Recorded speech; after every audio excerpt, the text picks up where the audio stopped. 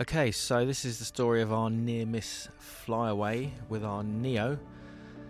As you can see, this was the perfect location and the perfect day to try out the follow me or follow mode. And we had been running this marina for about a mile with no issues whatsoever. It had managed to miss all the other runners, all the lampposts, even up this staircase here, managed that perfectly well.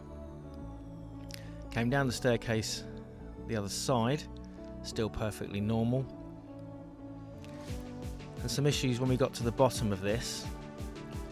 For some reason it would not land in my hand and was still running in my hand here.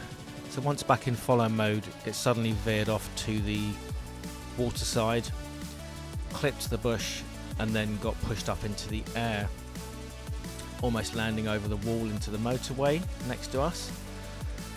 But luckily for me, it came all the way down, missing the trees, and landed on the grass. Now, we're not sure why this happened. It's been perfectly fine all the way round, and just suddenly decided to not follow me. But a lesson learnt here.